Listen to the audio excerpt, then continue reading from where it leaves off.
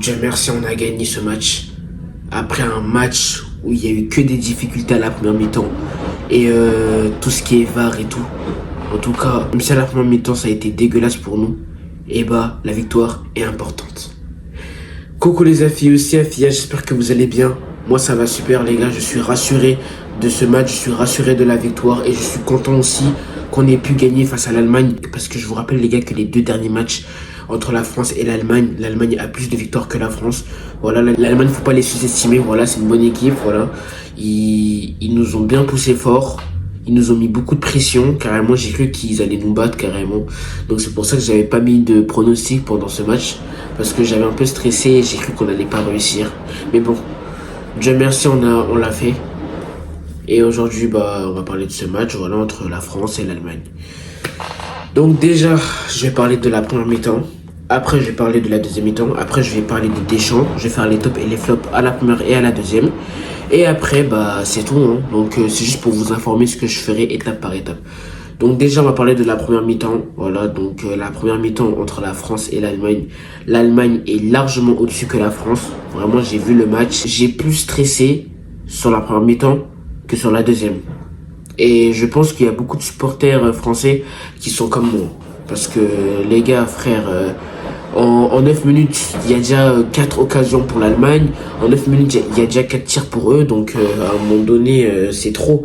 C'est trop, ils ont failli nous fumer. Heureusement que Maignan, il était là. Heureusement que Badé aussi, il était là.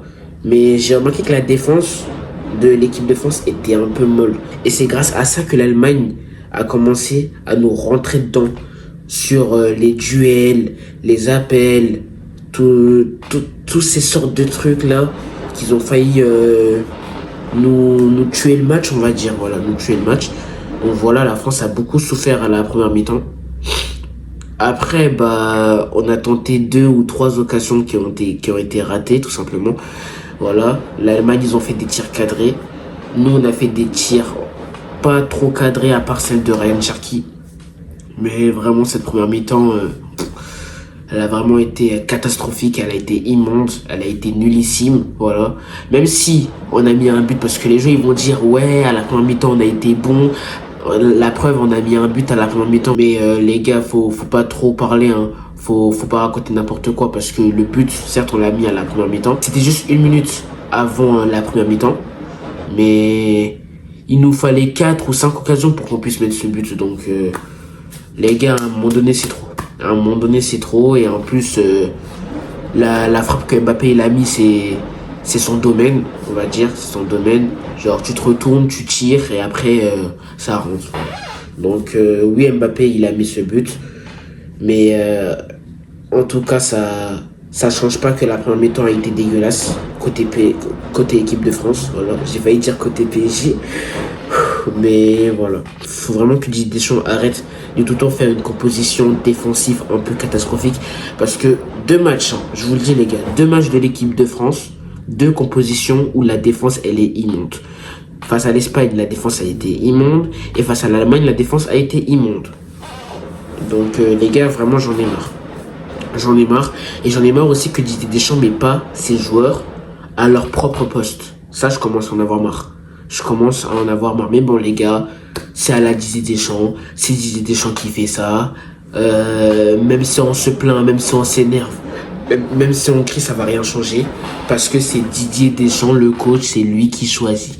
C'est lui qui choisit, voilà. Ça, il me casse la tête, là. Chaque fois, je vois son crâne. Il m'énerve, mais d'une manière. À quel moment tu mets Désiré Doué sur le banc et à quel moment tu mets Rabiot titulaire? Bon, même si Rabiot il a pas fait un match on va dire catastrophique, il a fait un bon match en vrai à la deuxième mi-temps, mais pour moi ça y est frère, à un moment donné c'est trop. Et aussi j'en avais marre aussi de Lucas Hernandez, voilà. Pour moi Lucas Hernandez il a pas été bon, il me cassait la tête tout le temps à faire des fautes. On a failli se prendre un penalty, heureusement que la VAR a fait son travail et heureusement que l'arbitre aussi a vérifié avant que les gens crient penalty trop vite. Donc voilà. Et je vais reparler du but d'Mbappé. Le but de Kylian Mbappé que j'ai vu, certes il est bien son but. Certes ça nous a rassuré on va dire, avant la pause. Certes, ça nous a rassurés, mais on va dire, il y avait d'autres choses qui n'étaient pas bons. Comme a dit Mbappé dans son interview, on a fait des bonnes choses et on a aussi fait des mauvaises choses. On a fait des trucs bons et des trucs moins bons. Mais les trucs moins bons, Didier Deschamps, il aurait pu genre les enlever à la deuxième mi-temps. Comme ça, la deuxième mi-temps aurait changé le match. Certes, la deuxième mi-temps, elle a changé le match, on va dire. Elle a un peu changé le match, juste un peu. Mais si Didier Deschamps aurait vraiment réfléchi avec son crâne dégarni, aurait enlevé quelques trucs qui allaient déranger l'équipe de France, qui allaient déranger le match. Bah, s'il aurait fait ça, en vrai, je pense qu'on aurait gagné 3 ou 4-0. Minimum, surtout la défense. Parce que la défense, c'est à voir. La défense, c'est vraiment à voir. Mais bon, comme d'habitude, c'est Didier Deschamps qui le fait. Qu'est-ce qu'on doit dire? Ça va rien changer, mais bon. Moi, ça commence à m'énerver. Bref, maintenant, on va parler de la deuxième mi-temps, les gars. Et la deuxième mi-temps, en vrai, j'ai bien apprécié. J'ai été plus satisfait à la deuxième mi-temps que la première. La première mi-temps, elle était dégueulasse. Ça, faut pas changer. Ça, y a pas à changer.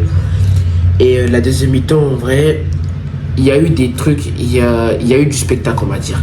Genre, quand je dis il y a eu du spectacle, c'est-à-dire on s'est pas ennuyé. Pour moi, je me suis pas ennuyé. Je sais pas si vous êtes ennuyé. Dites-moi dans les commentaires. Dites-moi ce que vous avez apprécié ou pas. Mais moi, en tout cas, personnellement, à ma propre personne, je me suis pas vraiment ennuyé. J'ai vu des occasions qui ont été bons et pas bons à la deuxième mi-temps. J'ai vu aussi les occasions de l'Allemagne. Et l'Allemagne, en vrai, comment dire, l'Allemagne, en vrai, ils sont toujours restés à leur rythme. Voilà. Et leur rythme, ils étaient plus élevés que nous. Par contre, ça, faut pas changer. Ils ont plus été élevés que nous. Et aussi, j'avais remarqué que Mbappé, à chaque fois qu'on lui donnait la balle, à chaque fois, il ratait. Ça, par contre, ça m'énervait. Ça me gavait. Voir Mbappé rater des occasions que tu devais pas rater, que tu dois pas rater. Ça me saoulait. Parce que je pense que s'il les aurait pas ratés, s'il aurait bien réfléchi et s'il aurait bien tiré, il y aurait 3 ou 4-0. Et là, j'aurais rien dit. J'aurais pas dit que la première, elle serait dégueulasse. J'aurais rien dit. Mais bon, c'est pas grave. Mais par contre, j'ai remarqué qu'à la deuxième mi-temps aussi, l'équipe de France pressait beaucoup. L'équipe de France pressait rapidement. L'équipe de France récupérait beaucoup les ballons, les touches de balle. L'équipe de France faisait des bonnes appels, des bons centres, des bonnes passes. J'ai aussi trouvé que deux fois l'équipe de France, souvent ils allaient en arrière parce que soit ils n'avaient pas beaucoup de possibilités pour après aller dans la surface. Donc ça c'est bien aussi. Des fois il y a aussi le mental, donc il faut réfléchir aussi. Mais j'ai remarqué que l'équipe de France, en vrai, ils ont bien pressé. Parce qu'à la première mi-temps, l'équipe de France, ils n'ont pas fait de pressing. L'équipe de France, ils ont pressé 0 fois à la première mi-temps pendant tout le match. Alors qu'à la deuxième, c'est bien différent. Et à la deuxième, c'est bien mieux que la première. Bon, après, c'est logique, hein, comme je viens de le dire. Mais voilà, en tout cas, l'équipe de France récupérait beaucoup les ballons. L'Allemagne, ils ont bien joué aussi à la deuxième mi-temps. Mais ça a été un peu plus compliqué qu'à la première mi-temps. Parce qu'à la première mi-temps... ils nous ont piétiné dessus. Si Mac-Maignan et Badé seraient pas là, il y aurait 2 ou 3-0 pour eux. Ou bien pire, je sais même pas. Mais voilà, en tout cas. Donc j'essaie juste de vous faire imaginer le truc. Mais en tout cas, j'ai bien aimé. J'ai bien aimé ce match en vrai à la deuxième mi-temps. Le match, c'est-à-dire en tout, non. Mais à la deuxième mi-temps, j'ai bien aimé. Voilà, la deuxième mi-temps, j'ai beaucoup apprécié. Je me suis pas ennuyé. Même si le but qu'on a mis à la deuxième, elle était un peu vers la fin. Bah, en vrai, j'ai bien aimé le début. Les occasions, ils étaient bien. Les récupérations, le pressing. Rabiot, en vrai, même s'il est marseillais, Rabiot, en vrai, il a pas fait un mauvais match. Malo Gusto, j'ai bien aimé son match par contre. J'ai trouvé qu'il faisait des bonnes passes, qu'il jouait beaucoup en réfléchissant. Il réfléchissait bien quand il jouait. Donc ça, j'ai aimé. Par contre, Lucas Digne, qu'est-ce qu'il est nul ce type. Lucas Digne, Il a cru que le football, c'était de la boxe. Il a cru que le foot, c'était de la boxe, frère. À tout le temps faire des fautes de merde, Putain, non, vraiment, c'est pas possible. C'est pas possible de faire des erreurs comme ça, des fautes comme ça. Il a eu un carton jaune, il aurait pu avoir un carton rouge d'ailleurs.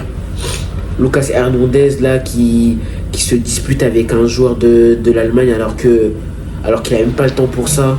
Tu t'embrouilles comme ça. Non, ça y est, pour moi, c'est des trucs bêtes qu'ils ont fait, Lucas Hernandez et Lucas Digne. Mais vraiment, je commence à en avoir marre. Je commence à en avoir marre de Lucas Digne. Voilà. Frère, si tu veux boxer, si tu veux devenir un boxeur, et ben joue plus au foot. Arrête de faire des fautes comme ça, là. Genre, t'es là, tu pousses Adeyemi. Ça y est, frère, à un moment donné, c'est trop. Il aurait pu avoir un carton rouge. Heureusement que l'arbitre a été gentil. Et d'ailleurs, j'ai remarqué que ce match a été mieux arbitré que certains matchs. Hein. Pour moi, l'arbitre, zéro faute. Zéro faute. Il a fait son travail. Il a bien arbitré. Il n'y a pas eu d'erreur. Côté arbitrage, il n'y a eu rien. Il n'y a pas eu d'erreur. Donc, j'ai bien aussi aimé. J'ai bien aimé. Donc, voilà. Et il y a beaucoup de gens qui vont me dire ouais, pourquoi tu dis qu'Mbappé il est nul. Les gars, pour moi, la première mi-temps, je suis désolé, mais Mbappé, il est nul. Malgré son but, hein. Malgré son but, pour moi, Mbappé, il mérite pas d'être dans les tops à la première mi-temps. Voilà, il ratait beaucoup d'occasions. Il y a une action où Colomwani, je sais plus qui, hein, je crois que c'est Colomwani, ouais. Il court. Ensuite, il fait la passe à Mbappé. Mbappé, il est tout seul face au gardien. Et lui, qu'est-ce qu'il fait? Il tire, il tombe par terre. Et la balle, elle passe juste à côté. Alors qu'il était tout seul. Il était tout seul face au gardien. Ça y est, c'est trop. C'est trop. Pour moi, c'est trop.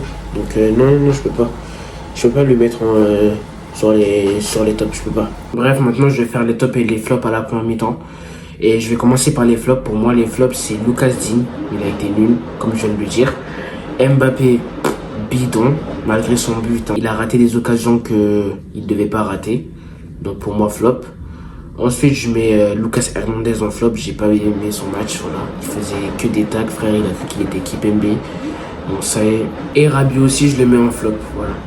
Maintenant, je vais faire mes tops à la première mi-temps. Alors, mes tops, je mettrai Colomwani. J'ai beaucoup apprécié son match. Voilà, il jouait bien, il faisait des bonnes passes. Thuram, pareil, j'ai bien aimé son match aussi, à la première mi-temps.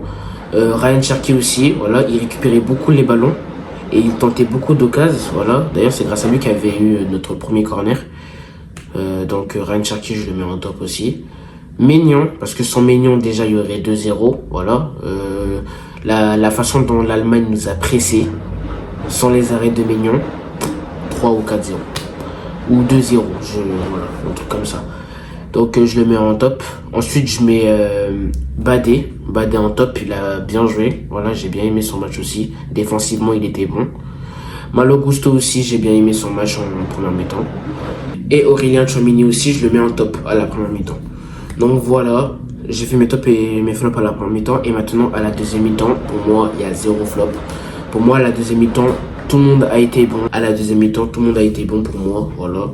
J'ai bien aimé, il y a eu beaucoup de collectivité, voilà, il y a eu beaucoup de collectifs côté équipe de France, côté français.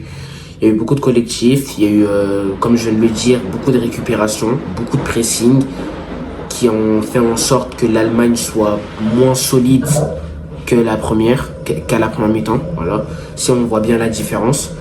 Et j'ai aussi aimé les touches de balle, les bons touches de balle et les bons appels aussi de l'équipe de France. Donc certes, sur ce match, il y a des choses à régler au plus vite et à travailler. Et on verra, voilà. On verra et faut que l'équipe de France soit présente et soit prêt aussi pour la qualification en Coupe du Monde. Voilà. Je crois que c'est en septembre, donc l'équipe de France, je pense qu'on va les revoir en septembre pour la qualification en Coupe du Monde. Et ce match, en vrai, ça m'a permis de me rassurer avant la Coupe du Monde, on va dire. Même s'il y a des choses à régler. Et même si j'ai peur que Didier Deschamps fasse une composition qui est dégueulasse. Voilà, dégueulasse. Vraiment. Et on verra. On verra. Bref, c'est la fin de ce débrief. J'espère que ça vous a plu. Si ça vous a plu, n'hésitez pas à liker, à commenter, à partager. Mais le plus important, c'est de s'abonner et d'activer la cloche de notification qui fait plaisir. Merci à tous ceux qui le font. Et n'hésitez pas aussi à me suivre sur les réseaux sociaux comme Instagram, TikTok et Snapchat. Voilà, ajoutez-moi sur Snap. Abonnez-vous à mon Insta et à mon TikTok. D'ailleurs, les gars, plus que 10 abonnés sur Insta et on a les 300 abonnés. Donc, les gars, abonnez-vous au plus vite avec la cloche. Et tous ceux qui veulent me contacter pour des partenariats, bah voici mon mail pro, les gars. Voici mon mail pro. Et c'était Afia. Ciao. Et allez Paris. Allez les Bleus et allez la Guinée. J'espère que les Bleus vont battre l'Ukraine en septembre. Inch'Allah.